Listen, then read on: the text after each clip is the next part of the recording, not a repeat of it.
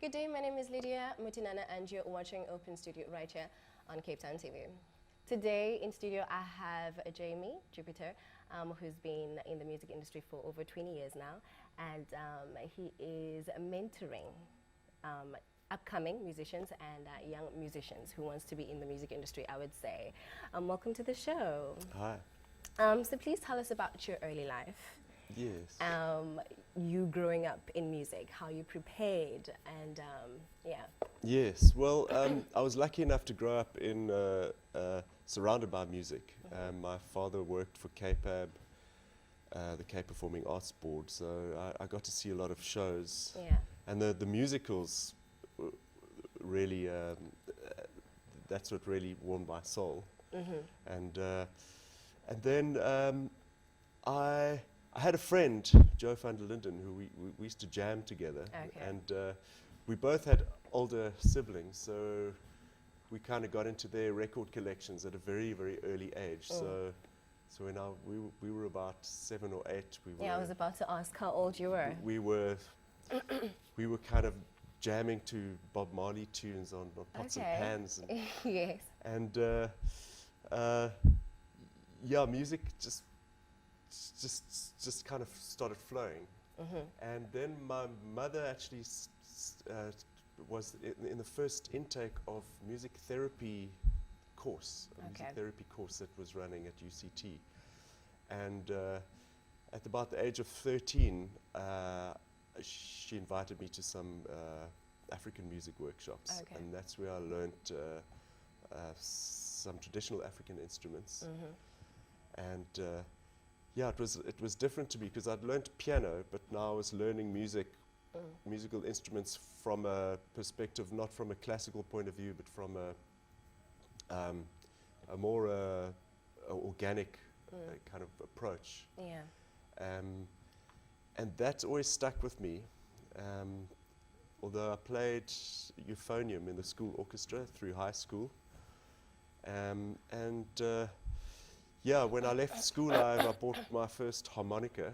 And I was writing poetry, and that brought me to the guitar because I wanted a vehicle to put my words to.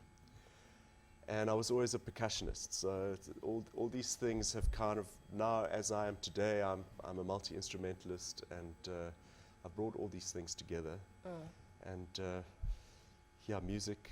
I can't go for a day without music. Yeah, so that's how it all started. Now, over the years, you have your own fair share of success, and you have worked with multiple groups. You have been involved in a lot of projects. So please tell us about the groups that you have worked with. Okay. Yeah, I think the most significant group that I worked with was a band called the Honeymoon Suites, and that was in the late 90s. We were about an 7 to 8 piece band, so it was a big band, and it was there that I learnt the importance of teamwork in playing music, and in fact in life. You know, you have to kind of put your ego away and kind of play your part, and not just musically. So that band was we were self-styled, self-managed. You know, we did everything ourselves, and that was actually in a time when people were being signed up with labels and that kind of thing. But we were independent at that stage. And we were very flamboyant in that every single gig or show that we did, we dressed up in crazy costumes. And I think the thing that band taught me was also not to take things too seriously. Okay. Because at the time there was a lot of musical bands that were taking themselves very seriously, and we kind of took the mickey out of everything, and it proved successful because people want to have fun, it was just easy. And that's what we were about. And musically, as I was saying, working as a team, I was playing guitar. I was swapping between guitar and bass guitar, and so I learned bass guitar. Well, that's very similar to guitar, but it is coming from a completely different angle. Yeah. So I learned a lot, and I learned a lot from our singer. I wasn't singing, I wasn't doing fronting vocals at the time, but I learned a lot about singing. I learned a lot about songwriting from our other bass player, guitar player. And I learned how to play music within a frequency. When you're playing with a big band, regarding sound, you have to, every instrument has takes up its own frequency, and you have to stay there, and also you have to learn to play simpler when you're playing in a big band. So I learned a lot about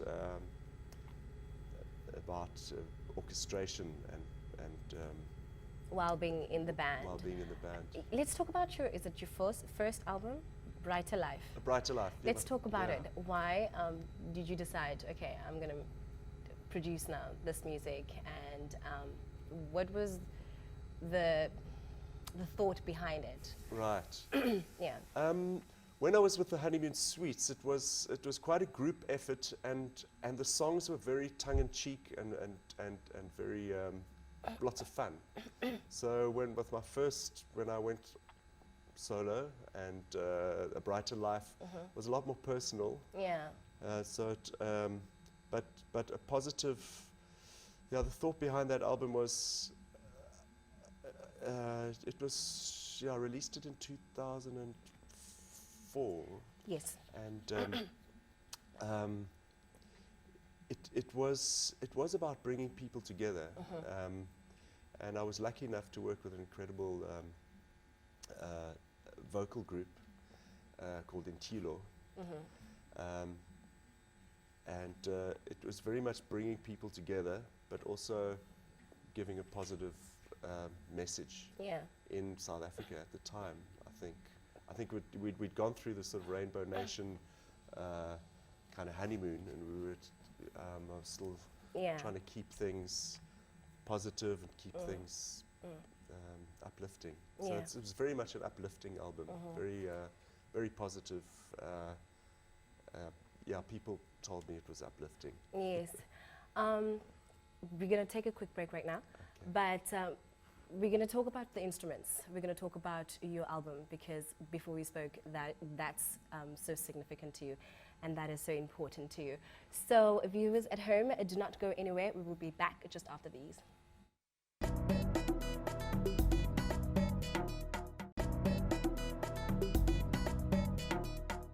Welcome back. My name is Lydia Mutinana, and you're still watching Open Studio right here on Cape Town TV. I am still with my guest, Jamie Jupiter, and we're still having this conversation about your music career. And right now, I want to talk about these instruments that I see in front of me. Tell me what made you want to learn these instruments? Right. Yeah. As I said earlier, I was exposed to African music workshop that was happening at UCT. So in a way that I was mentored by people such as Dizu Plaikis and such at UCT at the time. And I loved the simplicity of them, and actually achieving a tone.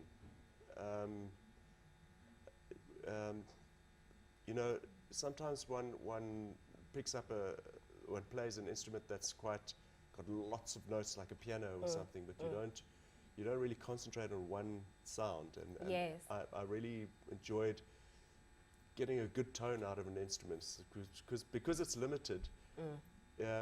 It pushes you further, and you push it beyond.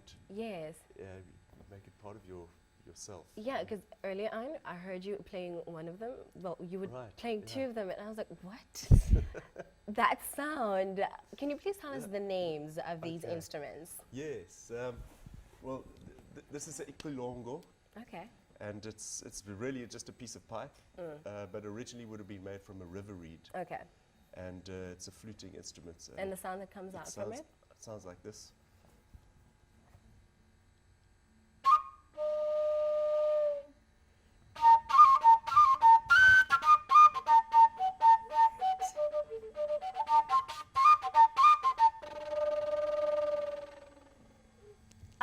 never thought that sound would come out from that. I mean, what? Are you serious?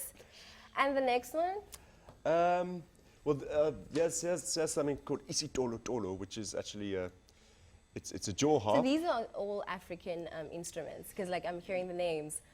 Yeah, well, this is actually not. This is sort of Eastern European actually, but it's has the same principle as a bow, Okay. as a uhadi bow or a mouth bow. So you mentioned Uhube. that is European. It's European, but it's been adopted Okay. by especially Zulus. Yeah. Yeah. And where does this one come from? This one is Xhosa, Okay. and Eastern Cape. That's where you find That's the roots of it that I know. Although you Okay. do often in Southern Africa find the same instrument in different places. Okay. We're still speaking about this So one. yeah, so this one is.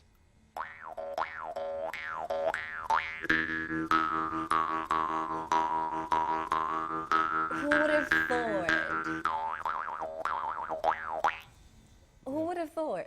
Yeah. Wow. So isitolo tolo. Is it okay? Yeah. And there's different versions of it. You can get handmade versions Okay. made from reeds. Yeah. But that's the robust Yeah. metal version. This is the interesting one that you played yeah, earlier this- before the show. This is mbira. It's from Zimbabwe. Okay. But a lot of these African instruments have their roots in Khoisan, the Khoisan lineage, and they've been developed. And obviously, with the Iron Age, these are metal Okay. tongues. So I quite like mixing To things combine, up a bit. yeah. So I could combine can it do with that. with a harmonica, which is hands-free, which allows me to play the mbira. This is not very loud. It usually has a gourd, Okay. but that amplifies it. But we'll see how it goes.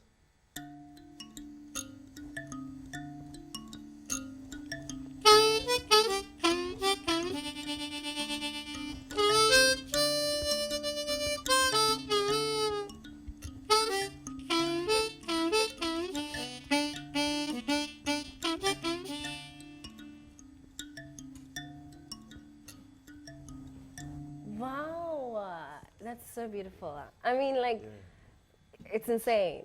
What can sound do to you? Like right now, I have goosebumps. Like that's like amazing. That's so beautiful. Thank you so much. That is really, really, really, really so beautiful. So what I did there is actually mixed Shona, Zimbabwean sound with Yeah. with a blues harmonica. Yes. So a lot of my music, I would say it's world music, because I mix things up a bit. Yeah. Those are really interesting pieces. I love them. They make like extraordinary sounds that I would not even have thought of. Is there another one, or those are the ones? Well, there's the djembe drum, which, the djembe found its way down south here in Cape Town, Okay. but it's originally from West Africa. Okay.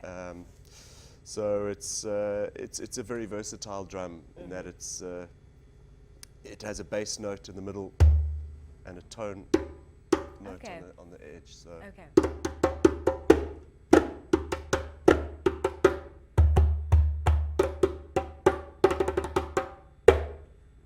Interesting. very loud. Interesting. Very interesting. They're just so beautiful, and these instruments are really, really beautiful, and like knowing where they're from and all of that. But what I really want to talk about is your album that you Yes. have. Yeah. Have you just released it? Still yet to be released? I've released it. I released the physical version on the 19th of June, and about a month later, 19th of July, I've released it online. Okay. And it's called First Team Daydream. Why First Team Daydream? When I was at school, I was a bit of a daydreamer. Okay. I'd be sitting in class and I'd I'd be looking out the window and I'd hear, Jamie, Jamie. And then I'd look back and the whole class would be laughing at me because I was a bit of a dreamer. So it kind of plays on dreams. And First Team Daydream it's something I thought about after I left school. I thought, well, you know, if there was a first team for daydreaming, I would be in it. Yeah.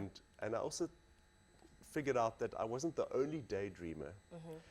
And I thought about the concept of daydreaming and how important it is actually especially to take those dreams and turn them into reality. Yeah. So there's actually a line in the title song which says, you know, we've got to collaborate. We've got to put our heads together and create a dream together.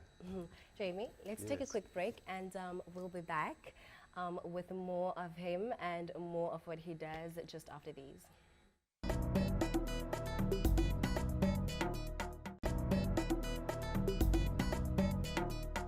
Welcome back. You're still watching Open Studio right here on Cape Town TV, and I'm still with my guest, Jamie Jupiter.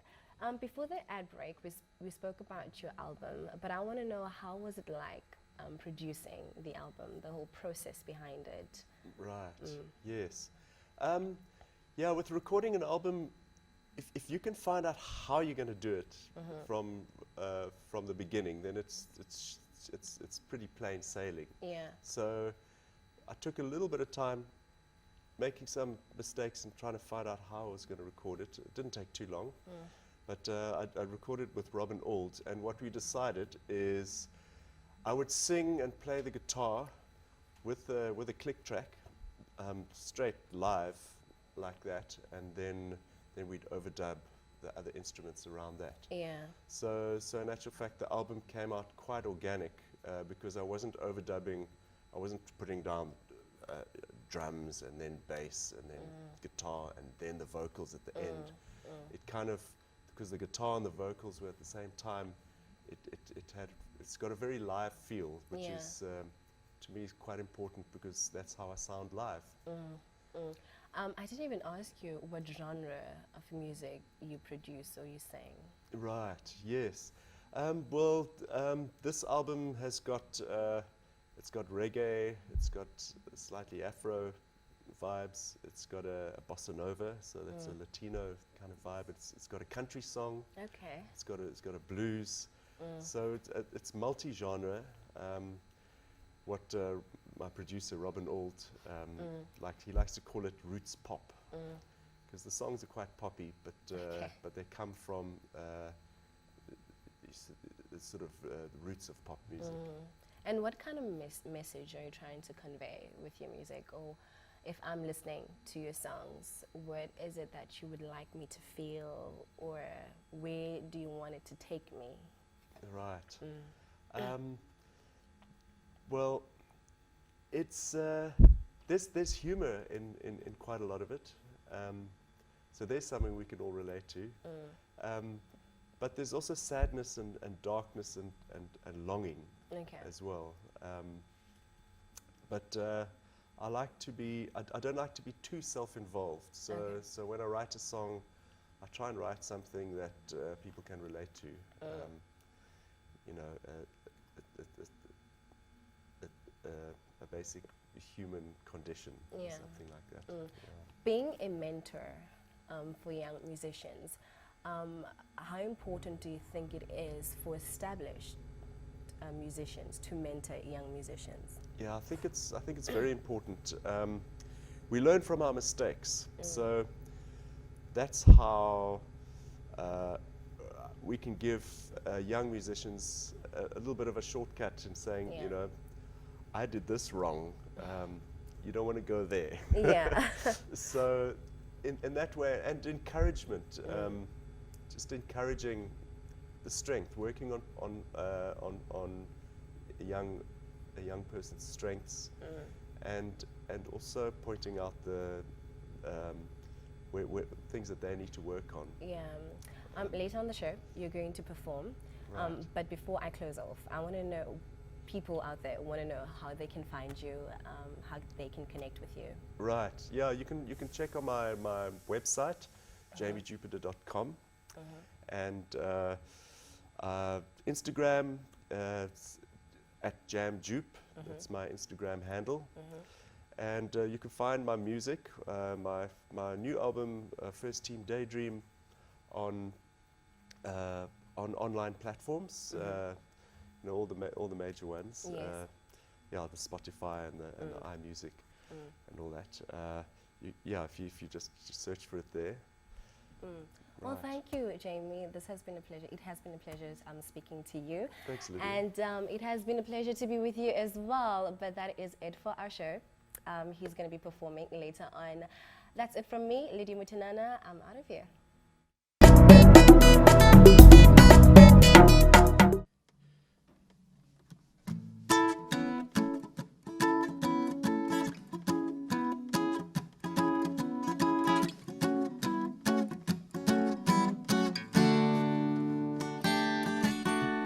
You could give me facts and figures, yeah.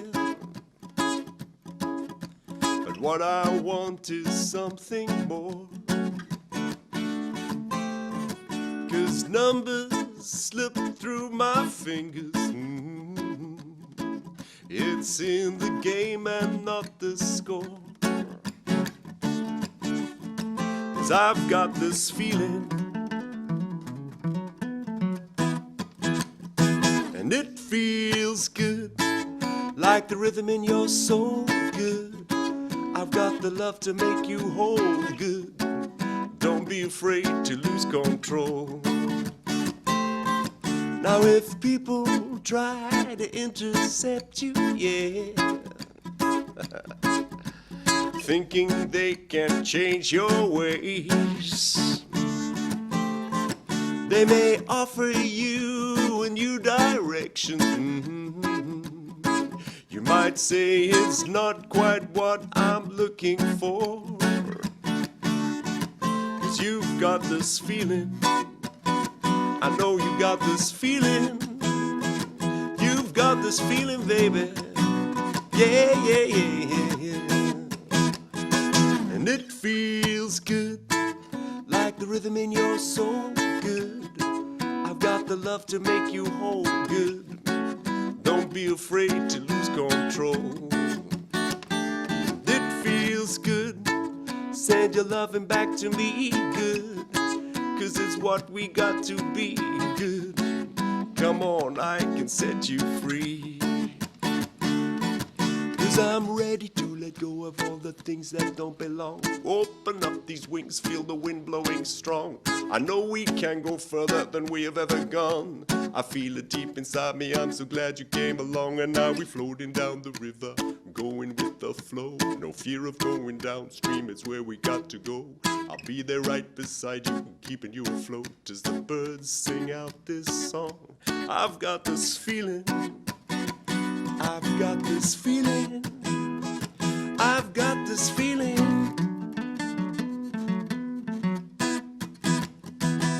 It feels good,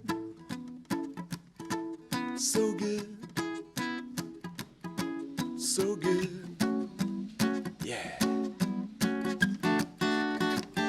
It feels good.